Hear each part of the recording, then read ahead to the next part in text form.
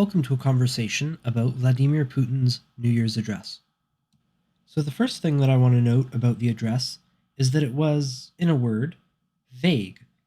The 2022-2023 New Year's address was not only a lot more combative, but it was a lot more specific. The word Ukraine does not come up in this year's New Year's address, whereas previous year Putin went into some specifics about the war, about Western sanctions. He talked about Crimea. So this one has been very vague and very distant from the actual war itself. So we don't hear the word Ukraine. We also don't hear the word war. So if the previous address was largely an attempt to justify or explain the war, to explain why it needed to be fought and to justify the losses, and to explain why further sacrifices would be necessary and would be made, this discussion is a lot more ephemeral, and while it is less combative and very vague and quiet about it, it is still militarized and in some ways aggressive. It's also a lot more mystical in the way that it's phrased. Putin talks about the destiny of the homeland as the thing that unites the Russian society. In the previous address, he spoke in a language of concrete realities. This time he is speaking in a language of values and concepts and abstractions. He praises the soldiers for their dedication and their important work, and he talks about the tremendous responsibility that all Russians feel to the homeland and to the current historic moment, but he doesn't address what those soldiers are doing, what that historic moment is. He talks about the ambitious goals of society and the colossal responsibility that all Russians feel to the homeland, but he doesn't describe those goals, he doesn't talk about those goals, and he doesn't talk about what this colossal responsibility means or what it relates to or what it is about.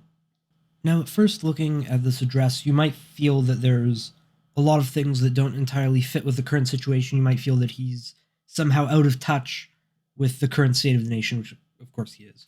But that isn't necessarily the case with this address in particular.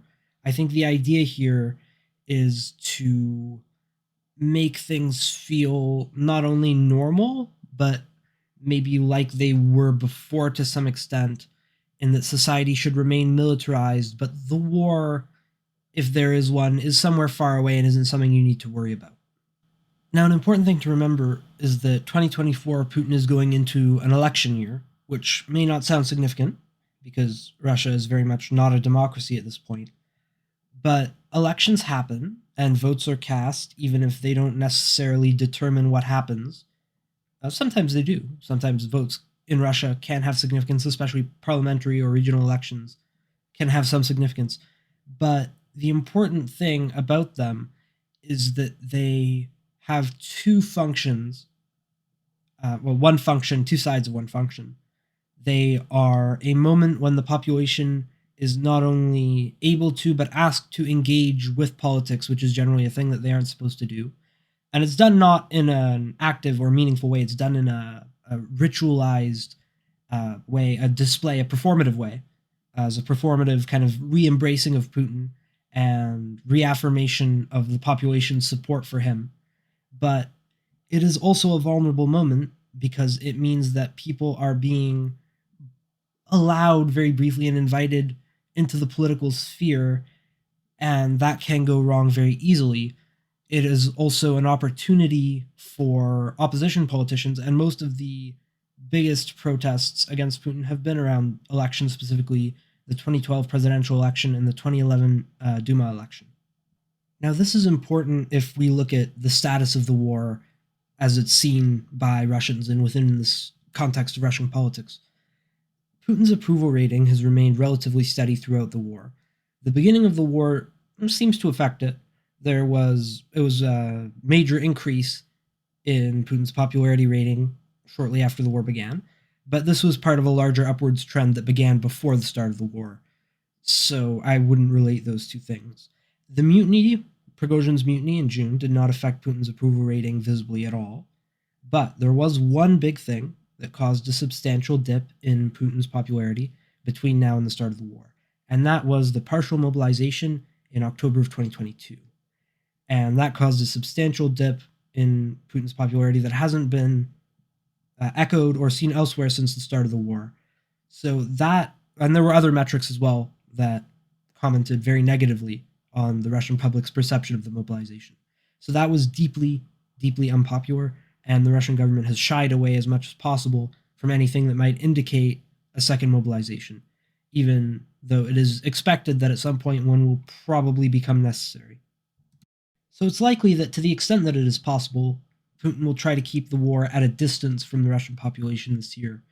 There was in some ways, an attempt at this in 2022 and in 2023, but especially near the beginning of the war, there was a very strong effort to militarize society in a strongly patriotic, a strongly nationalist direction that has not necessarily been undone, but the efforts in that direction have mostly stalled, with maybe the notable exception that it has continued in schools and with the youth. The way that the Russian government interacts with the youth has evolved over the course of Putin's tenure, but over the course of the war and the years leading up to it, it has gotten much more aggressively ideological.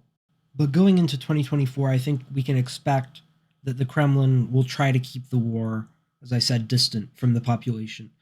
Society will continue to be almost performatively, in most cases, militarized, but not militarized necessarily in the direction of the war, but militarized as kind of a performative display of patriotism that will try to be kept distant from the war, and any further mobilization will likely, they will attempt to keep it away from the idea that it is a mobilization and try to keep it as quiet as possible.